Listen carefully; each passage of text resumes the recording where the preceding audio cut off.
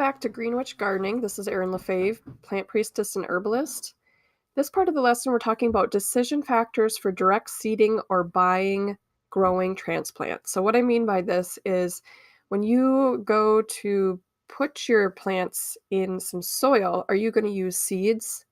Are you going to grow your own plants in the house first or in a greenhouse? Or are you just going to go purchase those transplants already grown for you so that you can just plop them right into the soil? One other option is to find and swap plants with people who are growing them already too. So you don't even have to buy them, but you can maybe swap them for some other type of things. Before we get into deciding on seeds versus growing transplants or buying transplants, let's talk about what to plant. So, if you're growing food such as vegetables and fruits, definitely grow what you like to eat. Grow what you like to preserve. And then there's the other option of something you've wanted to eat, but you can't find because it's kind of a unique thing that's not readily available in the stores, such as heirloom varieties.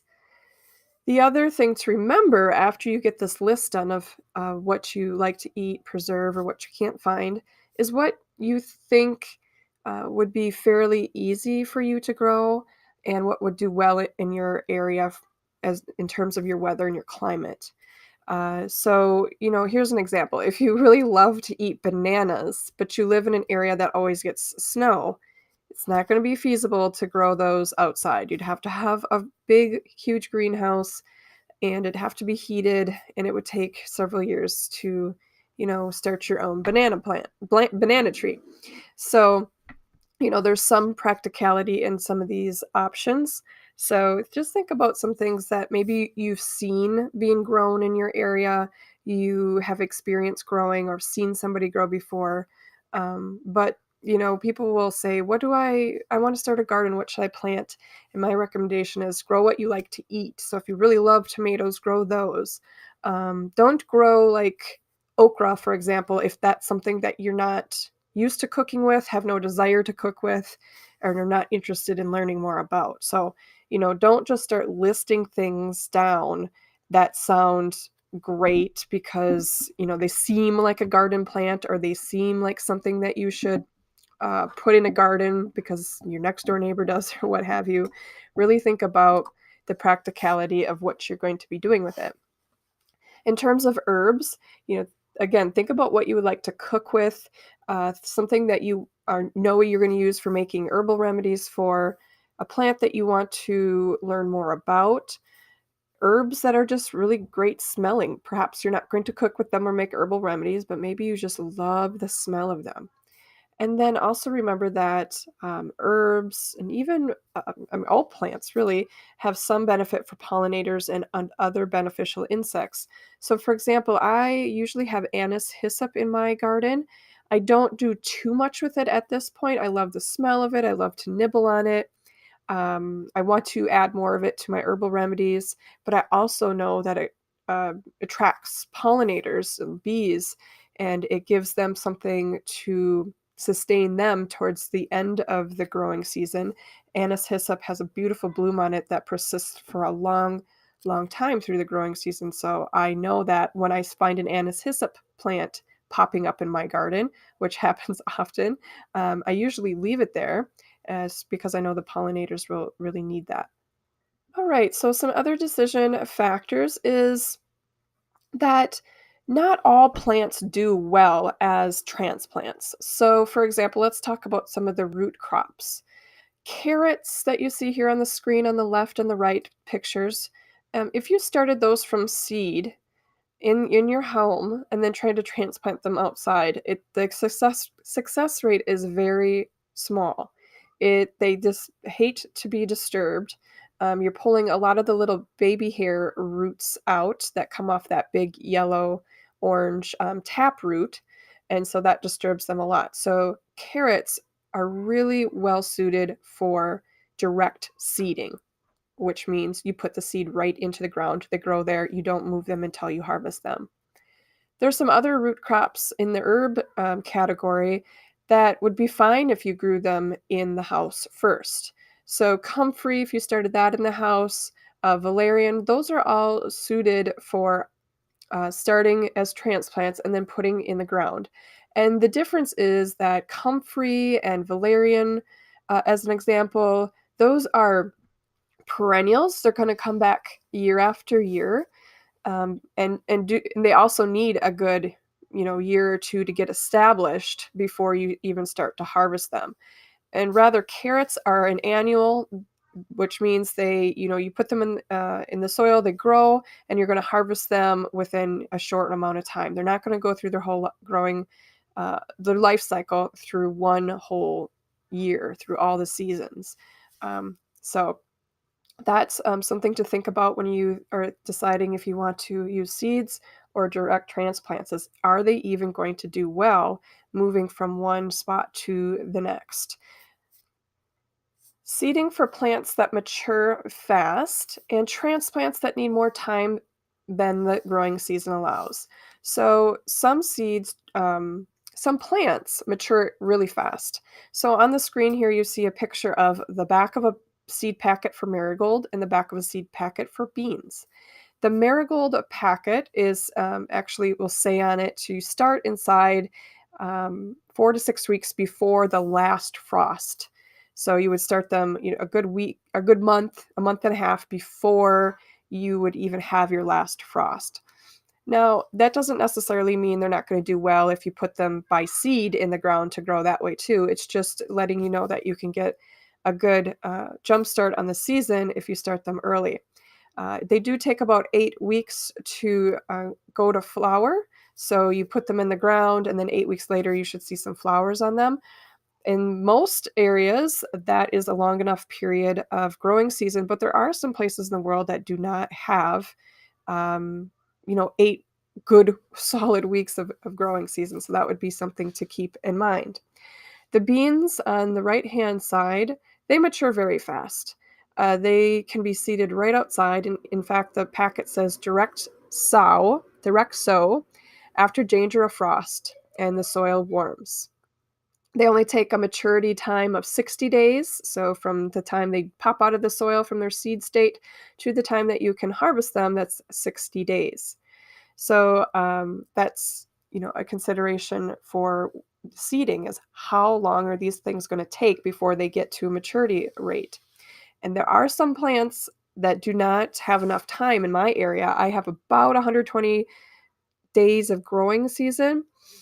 And if those plants, let's just say like squash, there are some squashes, there's some other tomatoes and peppers. If I put the seeds in the ground, the likelihood that they would get to their fruiting stage before the frost came is not very good. Most likely, they wouldn't be able to finish their life cycle before the frost came and killed them off. So they have to be started ahead of time inside.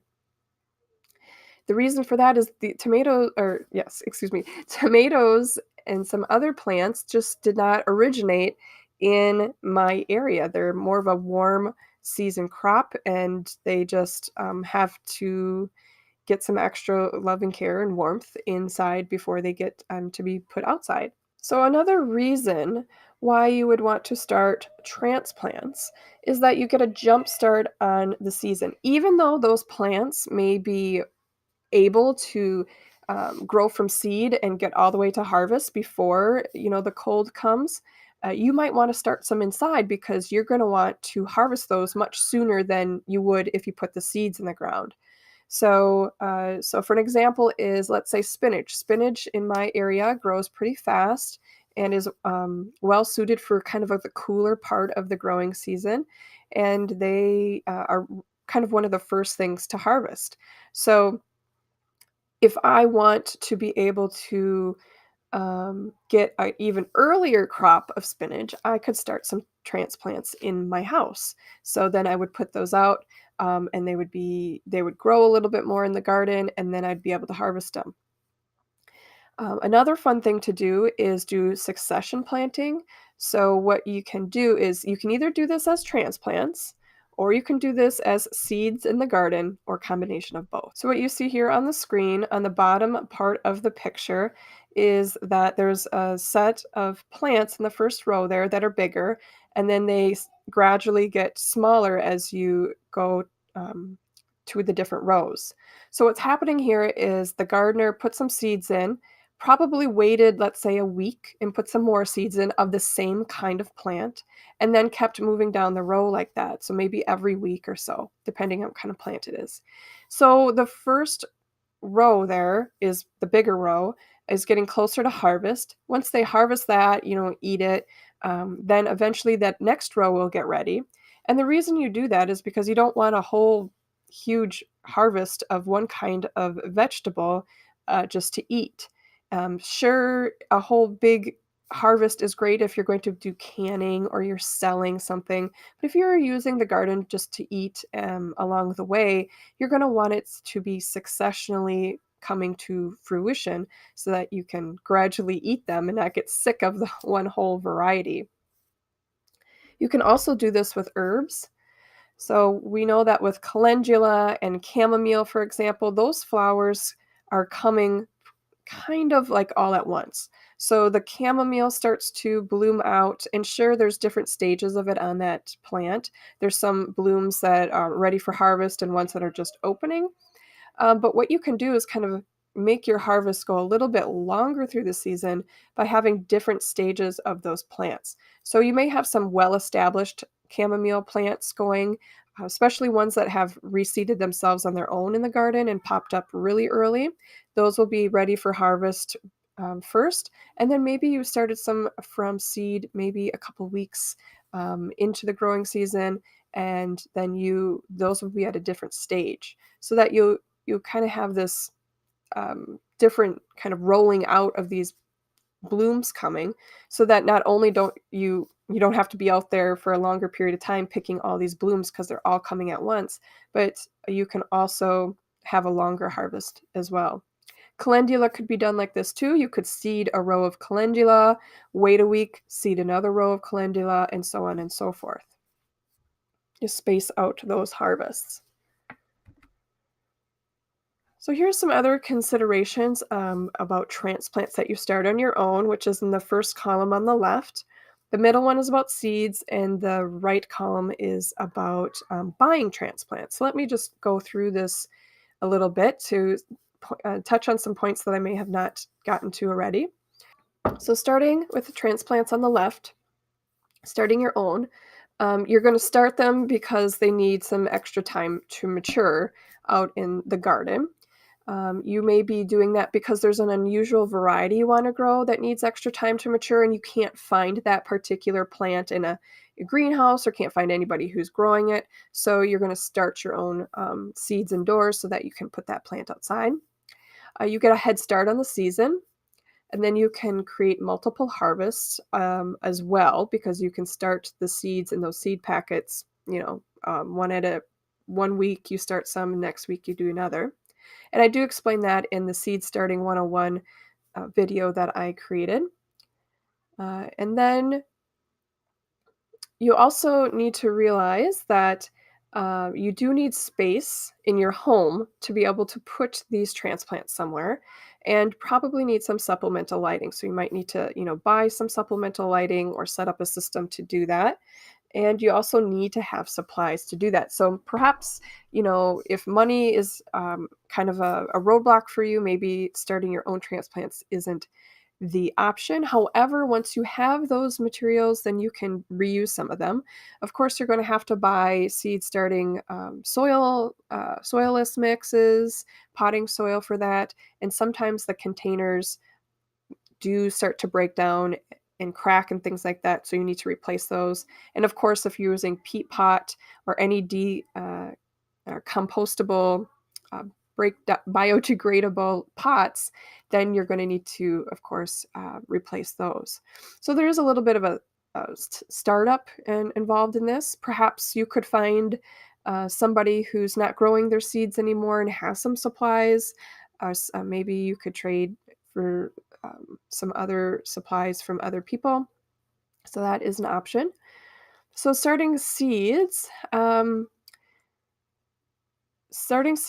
is the pros to it is that it's a little bit cheaper, less expensive to do that, especially if you're saving your own seeds, which is a whole different lesson in of itself because not all seeds can be saved for a variety of reasons.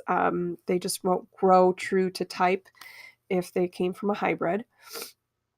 But starting seeds is, like I said, fairly inexpensive, and you don't need to have a whole lot of setup for it. You just put them in the ground and get ready to go. And hopefully, then you'll have all your harvest when you want it to, and you can still do that succession planting and get multiple harvests that way too. In some ways, it requires less experience or expertise than starting your own seeds in the house, because when you start your own seeds in the house, there is some learning curve about it a bit, and, you have to kind of time it to you can't start them too early in your house because if they get too big for their pot, and then they're running out of space, and then you have to put them in a bigger pot, and then you just get, more time and energy investment in it, so you do have to do some timing with that. Now, if you buy your own transplants, they're the good thing about it is if they need extra time to mature, then you're gonna have, a, um, a head start on the season. And again, they're great for if you need to find an unusual variety of something that you want to grow that needs extra time to mature, transplants would be good. You can still do those multiple harvests. And the good thing is it's less work for you because you just go to a place, a greenhouse, buy what you need and leave. It's really convenient. It can be more expensive to do that, even more expensive than buying all the equipment for your own transplants, depending on how big your garden is, that is. But it's still, if you're just buying enough plants for a small home garden, it can be less expensive to start your own transplants than it is to buy the transplants. But again, if you don't have space, don't have the time or expertise to do it, and you're just trying to take one thing off your list because your plate is a little too full, then buying is a great option for that. All right, so that is a quick overview of how to decide what plants you want to use for direct seed or which ones you may want to purchase that are already ready or one that you want to buy. So good luck and happy planting.